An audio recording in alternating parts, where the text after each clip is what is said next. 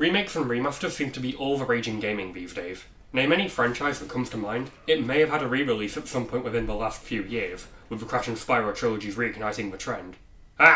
It's also that point in time where audiences are getting nostalgic for games from the 5th and 6th console generations. And because companies see nostalgia as an excuse to bring older titles to modern hardware, many long-forgotten franchises like Super Monkey Ball and Medieval have been brought back into the public eye. That's not even scratching the surface. Even franchises that get consistent treatment today have some of the most requested remakes from critics and fans alike. Resident Evil 2 was one of the longest awaited remakes in recent years, and is held in high regard for being one of the best of its kind. It looked phenomenal, it played and ran beautifully, and reinvented the mechanics of one of the most notable enemies in the series, Mr. X. Naturally, after the success of Resident Evil 2 Remake, all eyes were on Capcom to make a Resident Evil 3 remake. And 1 year later in 2020, we got just that.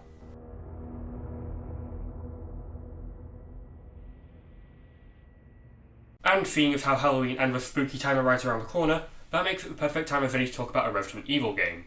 I've played the original version of 3, which I thought was alright, 4 was an excellent time, 0 is a game. I've had 5 and 6 sitting on my shelf for quite a while and I've barely touched any of those, Revelations 2 was a decent spin-off, and the remake of 2 is my personal favourite of the lot so far. But can Resident Evil 3 Remake live up to and surpass its predecessors? Let's find out. Something interesting to note here is that RE3R comes bundled with a multiplayer game called RE Resistance. I don't know much about it, but from what I know, it's a team-focused game where a group of survivors need to fight through hordes of enemies to escape one other player called the Mastermind. I haven't played it myself as of yet though. We don't have the most reliable internet connection, so I don't think playing it with my current conditions would be very fair. I might do a video on it someday, but I'm gonna pass for now, I'm afraid. Immediately, we can see that the game runs on the Reach for the Moon engine, originally created for Resident Evil 7, but has since appeared in other games including RE2R, 8, and even Devil May Cry 5, which is very promising considering how well RE2R performed. The game also allows us to choose between 3 difficulties before starting, and I was planning on playing the game with Hardcore mode, boasting stronger enemies and less resources than the other difficulties. After 20 minutes, I decided that it was a little too difficult for me and I didn't want to use a ton of gameplay footage that was constantly broken up by several deaths, so for the sake of this video, everything you see will be from the standard mode. The intro cutscene. Where do I start with this? It's all live action with clips of riots and a group of scientists putting the finishing touches on a restrained bioweapon spliced together. I admire the effort here, but I'd be lying if I said that this wasn't a little bit jarring. It does make me wonder if it was supposed to be a callback to the live action cutscene in the original Resident Evil, but this one just feels a whole lot more generic in comparison. Then we see through the eyes of Jill Valentine, a member of Raccoon City Police Department's Special Tactics and Rescue Service, or STARS, as she wakes up just a few days prior to leaving the city behind her, having attempted to pursue and expose the secrets of the Umbrella Corporation. We can explore her apartment, but there isn't much to do other than switch off a running tap. Jill looks in the mirror and sees herself somehow infected with the T-virus as she attempts to take her own life before actually waking up. I like this. It builds on Jill's character after having experienced the events of the Arklay Mansion from the first game, and that she still has moments of vulnerability similar to that of PTSD. We switch off the water in the bathroom again and we're back to the familiar third-person perspective. That seems almost kind of pointless. I can imagine that the first-person perspective would make that dream sequence more dramatic, but that's nothing that can't be done in yet another cutscene. As a side note, I do love Jill's little bits of dialogue if you don't answer the phone immediately. Who could that be? Alright, I'm coming. Just a sec. Or you could call back. A frantic Brad Vickers, another member of STARS and Jill's teammate in Resi 1, is on the other end of the line and tells her that she needs to get out of the city immediately. Alright, let me grab mine. Here we go! Get a load of this! Perfect! Enter the monster from the opening cutscene, busting down our Shining Star's wall and making a rather premature appearance as he begins to pummel her, so she gets out of there as quickly as she can. We also get to see that Raccoon City has been plunged into chaos left and right. Surely we should have heard all this stuff from inside her apartment, right? As Jill narrowly escapes her demise and is flung out of the apartment building, where the original Resident Evil 3 starts, we meet up with Brad and retreat to a restaurant, only to say goodbye to him after he gets bit by a zombie. We collect our first weapon and pass through the warehouse on our way to the parking garage, meeting a guy named Dario who locks himself in a container just like in Resi 399. He gets left behind, we take the elevator to the parking garage roof and make our way to the helicopter, but just like every Resi game it gets shot down. The hooking bioweapon walks towards Jill menacingly, so she rams a car into him and literally drives him off a building. I really do like this cutscene, by the way. It's my turn, bitch!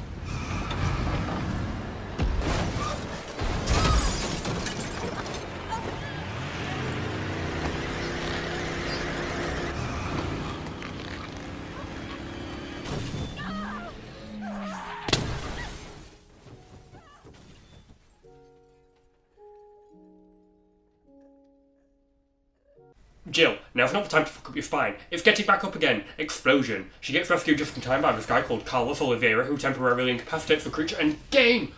Slow the fuck down. Take a breath. Please. Already we can tell that this is more of a reimagining kind of remake. Something along the lines of Tomb Raider Anniversary rather than a faithful one like Spyro Reignited. I get it. Resident Evil 3 is a more action-focused game compared to the first two. But at least the source material knew how to pace itself.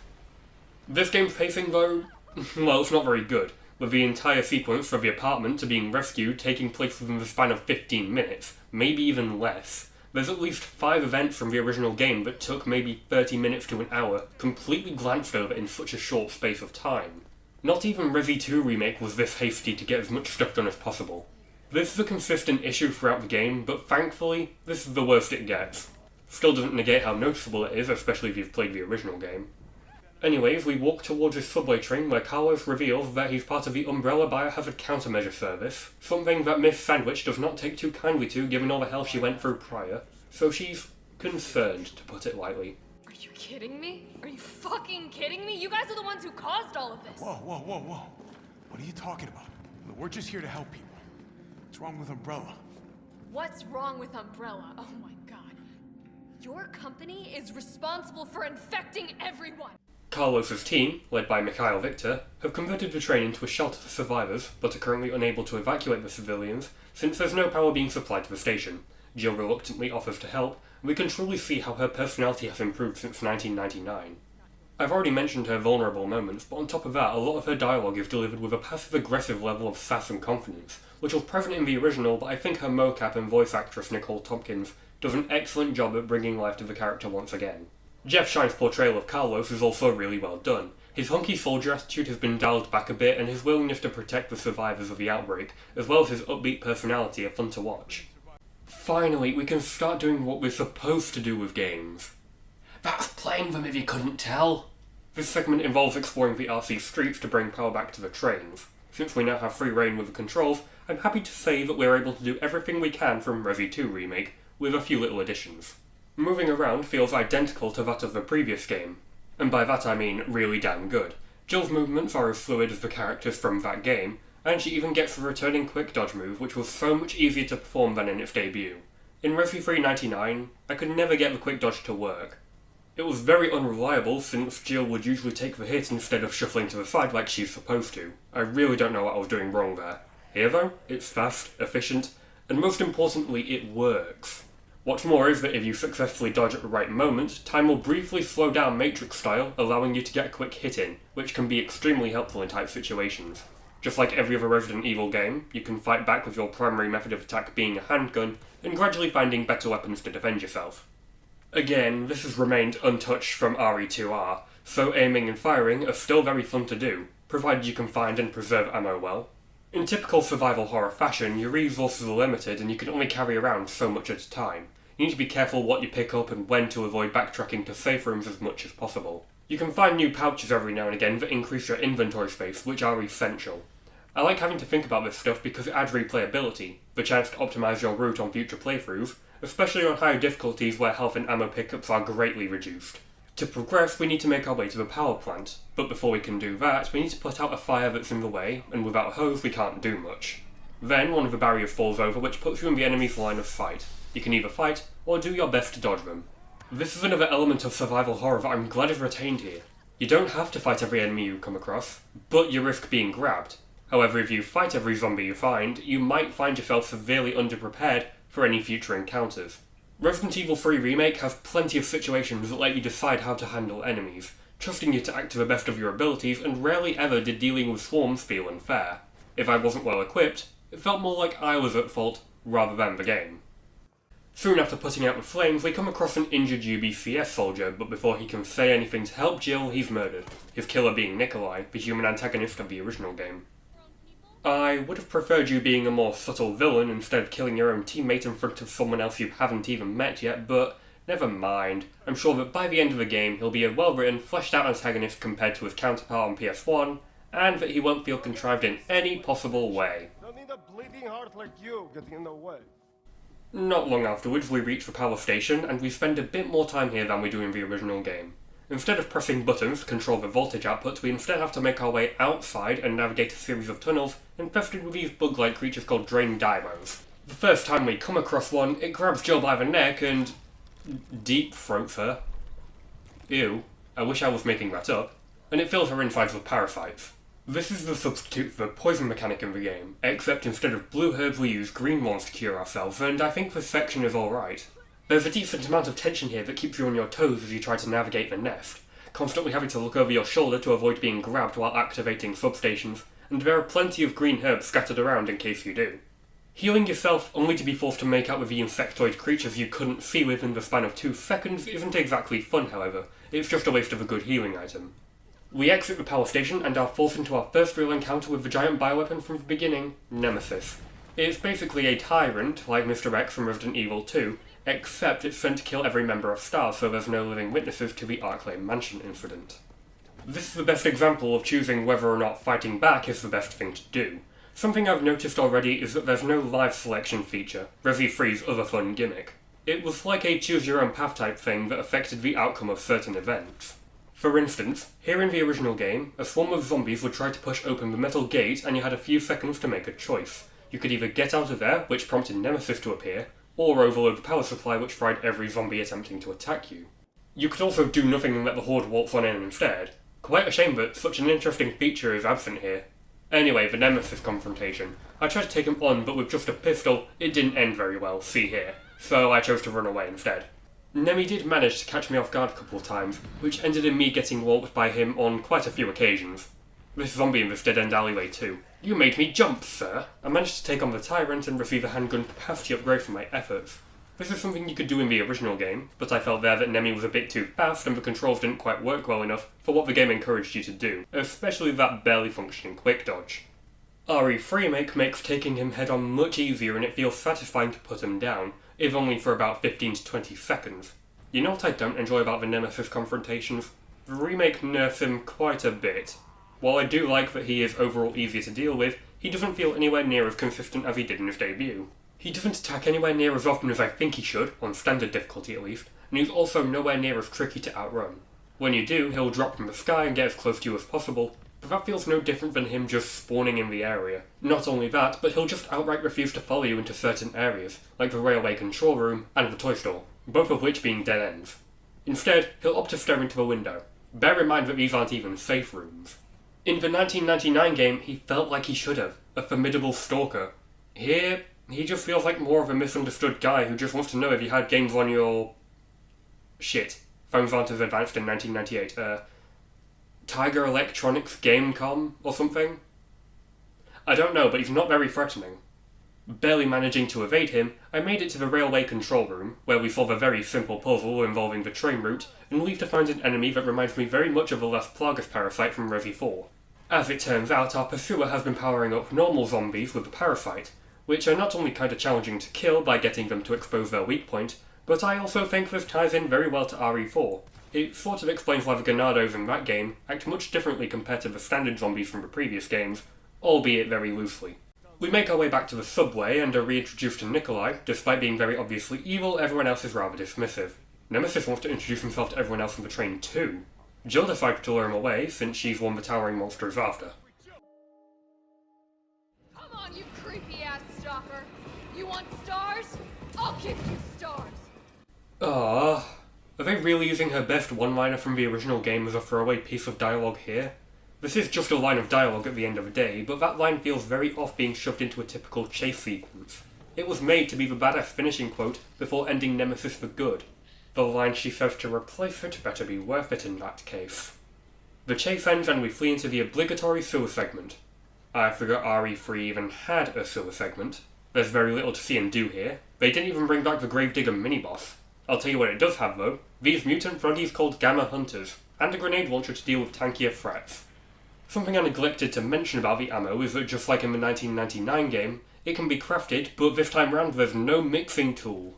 There's not as much strategy to crafting anymore, so no gunpowder A's, B's or C's, but you can still combine gunpowder and explosives to create various bullet types and grenades. I am so glad we don't have to keep carrying a tool that took up a whole inventory space just for the privilege of creating more ammo. Seriously, in the later half of that game I rarely ever crafted any of at all. Here, it can be done on the fly, and I ended up doing it a lot more. You can find notes and documents lying around, another Resident Evil staple that will provide little bits of world building, hints and tips regarding puzzle solutions, key items, or enemy origins and weaknesses to name just a few examples. They always make the world feel that bit more inhabited.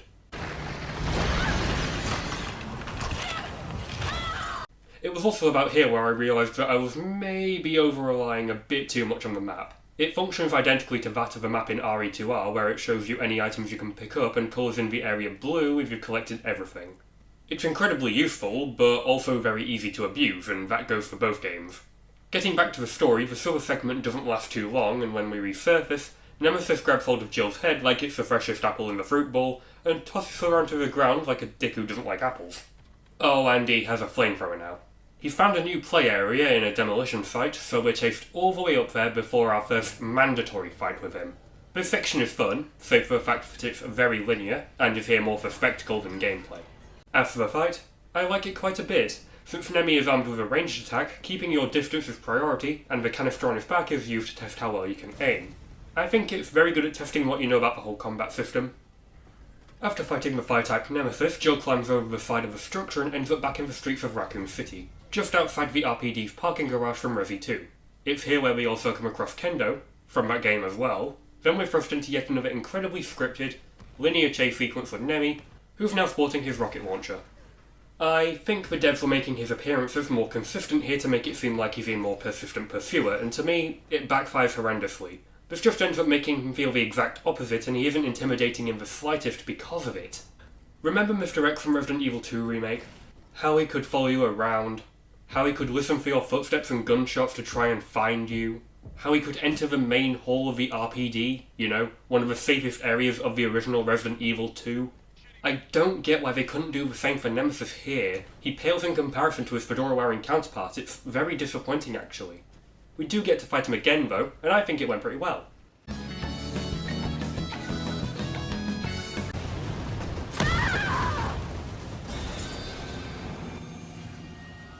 Oh dear. I managed to knock him out anyway because I'm a boss. And he drops another supply crate. The first one we got had a handgun upgrade, so this one has got to be better. I wonder what's inside. Ah. Of course. Flame rounds. Typical flame rounds that I can craft myself or find lying around. Thanks for getting my hopes up and absolutely destroying them for fucking nothing, I guess. At least with the first supply crate it gave you something significantly useful in reducing your reload frequency and increasing your inventory space a damn good amount, letting you load over half a stack of bullets into the handgun. I spent a shit ton more ammo trying to down the bastard, including grenades that were already in my inventory, and your reward me with barely a third of what I used? You're basically punished for choosing to fight him again, so what the fuck? Yeah, the drops aren't as useful as they were before. Not trying to make the flame grenade seem worthless, but it feels like a more situational method of defense, if anything. Returning to the train, Jill, Nikolai, Mikhail and the other survivors set off, while Carlos and this other guy, Tyrell, go search for a Dr. Nathaniel Bard elsewhere. Nemmy introduces himself to everyone else on the train as well, and... they're all dead. Nikolai, being the predictable villain he is, leaves the others for dead, and Mikhail sacrifices himself with an explosive which ends up derailing the train. Get off my train, shitbird! I don't know why, but I really want to incorporate shitbird into my vocabulary. This is another example of how well live selection was used in RE3 on PS1. You could either jump off the train, or pull the emergency brake, which affected the main form of attack from the tyrant in the clock tower courtyard, his tentacles or rocket launcher. Not in this game though. There is no choice. This then sees us at the RPD where we get to play as Carlos, which is good because he was only playable during the hospital section before, so seeing him get more time in the spotlight is pretty great. Here we see Marvin Branner, another RE2 character, get attacked by a now zombified Brad that's somewhat capable of speech. Sorry. I've heard at one point that this was actually plausible and not something that was pulled out of the ass for the sake of adding unnecessary drama. But that still doesn't stop it from being kind of out of place. The RPD isn't anywhere near as open as it was in the game before it, but it might have been slightly expanded upon compared to its source material, where it was a rather quick in and out trip as a master of unlocking. Despite that, it keeps a lot of the main areas like the Grand Hall, West Office and Star's Office, the last of which being our destination.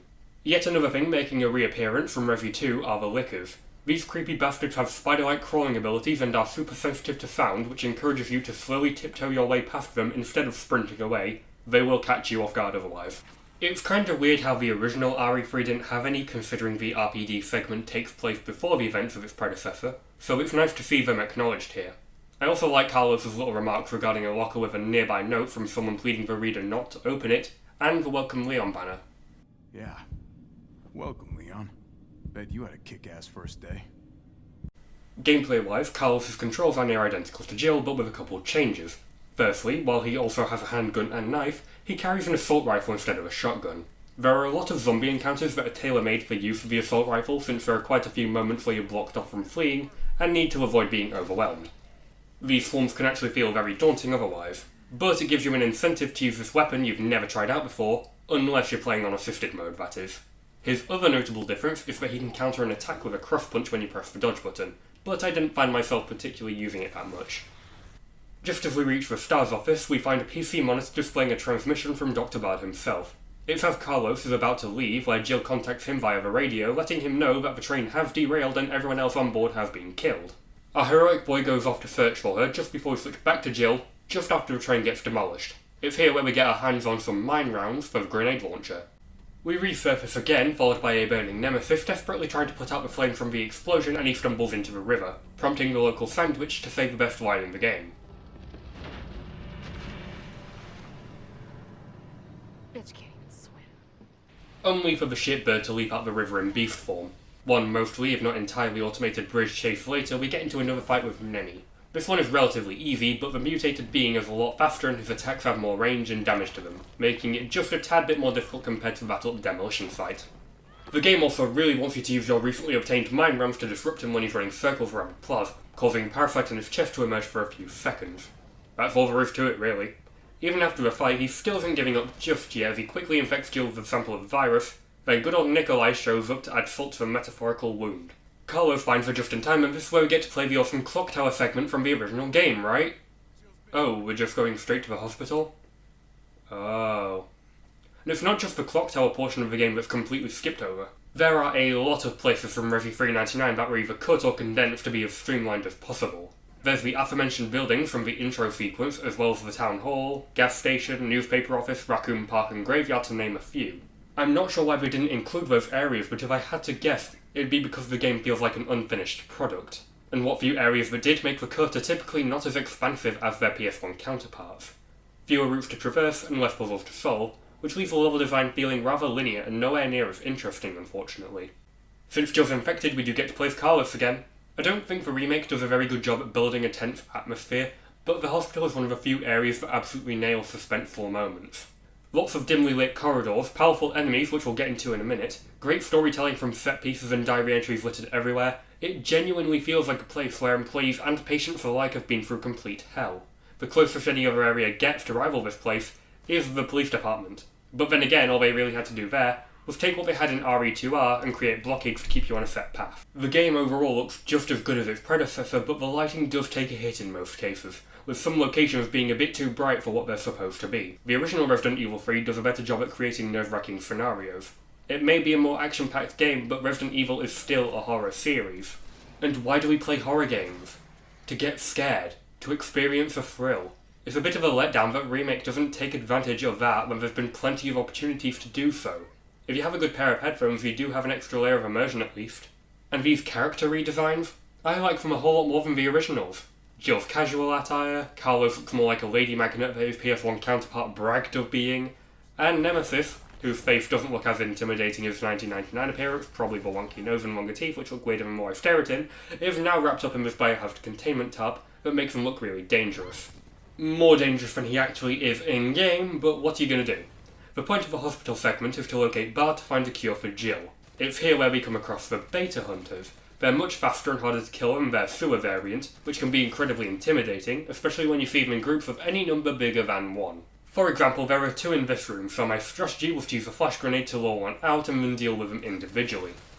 We can also come across a tape recorder, but examining it we see that there's no tape inside, and a voice-activated lock by the lab only opens to Bart's voice, which conveys what we need to do quite well.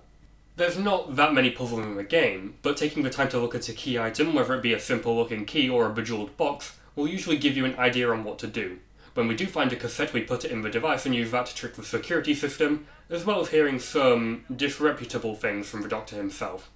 Also, he's dead too. Whoopsie. Snooping in on his emails like a concerned parent, it reveals that he's got one usable vaccine for the virus, as well as revealing that Umbrella wants to try and eradicate the infection from history, almost like it never happened. Making our way back to the superstar with the cure and... No. We give her the vaccine right as Tyrell appears to share the news that a missile will be sent to explode in RC, decimating the city, killing everyone and everything left within it on October 1st, the very next day. Before they can worry about that though, a horde of zombies tries to barge their way through. Tyrell keeps an eye on Jill while activating the shutters, and Carlos barricades the room they're in. This kind of mission, where you're limited to just 1 or 2 rooms to defend someone or something, has more or less become a staple of the series since Resident Evil 4, and I hated it there just as much as I do here. Very limited space to move around, meaning you can get very easily blindsided, wave upon waves of enemies that feel more like an endurance test, and if you fail you have to do the whole segment again. Riveting! When you get grabbed by a zombie, you can mash the X button, or any other button for that matter, including the analog stick, to retaliate and reduce the damage taken. I think. And we're still not done. You need to activate an explosion and block the front entrance, otherwise the enemies will just keep on coming. I didn't enjoy this section that much. Back in Jill Vision, trademark, she has another dream where Carlos gets infected, which ends in him getting the munchies. It's a cutscene that happens, I guess. Also, how does Jill know she's in the hospital? Hadn't she been unconscious this whole time? We take control of Jill one last time and go back for any locks that Carlos couldn't open, which also nets us the Magnum, another series staple, and as usual, it's a powerhouse of a weapon. Ammo for it is extremely scarce though, so you should only use it if you have to. The final act of the game sees Jill making her way through the hospital's underground facility to find a cure to save the city. Nikolai embraces his inner Hell Valley Skytree, but before we can reach him, the fuses for the lift blow, so we need to find some replacement ones. Here I tried to collect the electric slide trophy, which requires you to find and use all 3 fuses in the warehouse within 5 minutes, which isn't too difficult. The warehouse is deceptively easy to navigate, and I got the trophy within a couple attempts. There's plenty of claustrophobic areas to get cornered in, and this room introduces us to a new type of enemy that wasn't in the original game from what I can remember, Paleheads. They're rather similar to the Regenerators from Resi 4, but instead of targeting their weak spots to down them, they get back up after a while. They're a cool idea, but the execution leaves a lot to be desired, with them essentially being zombies that don't die normally. As to be expected, Nikolai fled before we could reach him, but we reunite with Tyrell, who is swiftly killed by Nemmy, and that makes me really sad. I like Tyrell here. We now begin the final area of the game, and in standard RE fashion, it's the laboratory. Here we need to find both an adjuvant and an antibody to create a viable vaccine for the whole of Raccoon City, the latter half of which is done in a very quick puzzle you can just solve by trying random combinations. There's no failsafe here, go nuts. This is where I'll be diving into spoiler territory, so if you don't want to hear about the last 13 minutes of the game, skip to here. Now carrying the vaccine, I don't think healthy stuff should be glowing neon magenta. Nemesis appears yet again. Okay, so for whatever reason I wrote Nemmy Tentacle Fun down in my notes. Don't ask, I don't know either.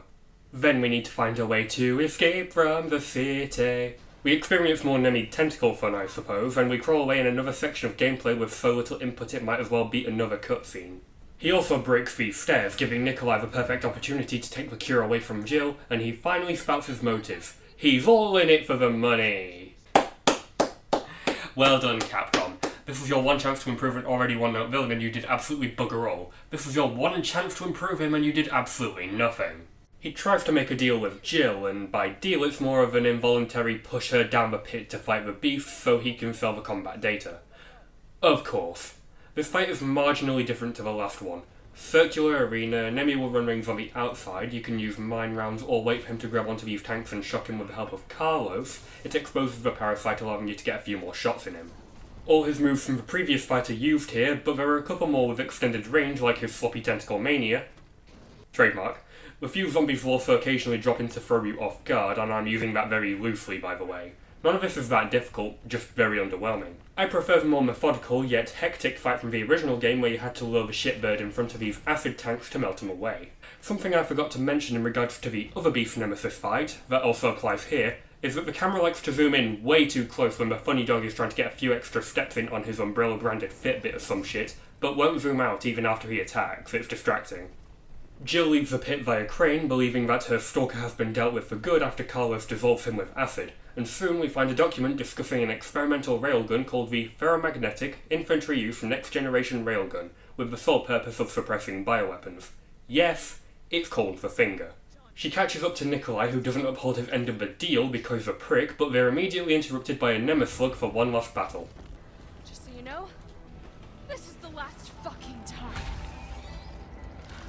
The fabled railgun just so happens to be sat there, so we power it up and it looks awesome. Also, yes, we get to give Nemesis the Finger. Interpret that how you will. It's a very quick confrontation, I don't know if it lasts any longer on higher difficulties, but after the first shot, you need to power the beam up again. Shooting these puzzles all over his body will buy us enough time to plug the remaining power sources in manually. Jill stuffs the gun into the mouth of her Nemesis and finally kills him. Next time, take the fucking hit! You know what, that line was alright, a solid 7 out of 10 at least. All that's left to do now is to pursue Nikolai, who has already managed to get the upper hand over Carlos. The douche gives the vaccine to Jill and shoots it. Why? And attempts to evacuate as the missile launches. Carlos doesn't concede that easily, and grabs hold of Nikolai, Jill shoots the latter, and they leave him to die in the midst of the explosion. During their helicopter ride, they get the chance to see the city get reduced to ashes, and our surviving heroine decides that the death of Raccoon City will also be the death of the Umbrella Corporation. Credits roll. This game was pretty short. My finishing time does say I took almost 6 hours, but I was trying to get and see as much as I possibly could for the sake of this video. You can speedrun without glitches and get a trophy for finishing the game in under 2 hours. From what I know, cutscenes don't count towards that final total either. It almost feels as short as Sonic Forces. Sonic bloody Forces. It just goes to show how little content there is here. You can complete these little side objectives to earn character models, concept art, and points to spend on rewards like new weapons, Jill's Stars uniform, recovery and attack upgrades, and more space for the inventory, but that's all there is as far as post-game content is concerned. But all in all, what do I think of this game? I've tried to be as neutral as best as I could with this review because I don't think that Resident Evil 3 Remake is a bad game. I had fun playing it, and it's competent. What doesn't help is that so much of the source material is restricted, cut back, or removed altogether. While the Resident Evil 2 remake feels like it was made out of love, the Resident Evil 3 remake feels like it was made out of obligation. It feels like getting a nice big chocolate gâteau, made entirely of watered down, store-brand ingredients. The game doesn't have that much going for it in the horror department, with a few exceptions. The music was forgettable, the level design was too straightforward, and yet, through all of that, I don't hate this game. Don't get me wrong, it is still a disappointing game. Maybe it's because I didn't grow up with the original version though, or perhaps it's because I'm just a filthy casual when it comes to Resident Evil. Whatever it is, can I recommend Resident Evil 3 2020? If you grew up with the original PS1 or GameCube versions, I'd say no. There's so much that's been made to cut back on the story and gameplay, that it's really just half the game it should be. If you're just a casual Resident Evil fan like myself, or you have no method of playing the original version whatsoever, then by all means go ahead, you may still get something out of it. But that's all I have to say. If you enjoyed this video, consider leaving a like, commenting and subscribing for more content in the near future, and I will see you in the next one. See ya!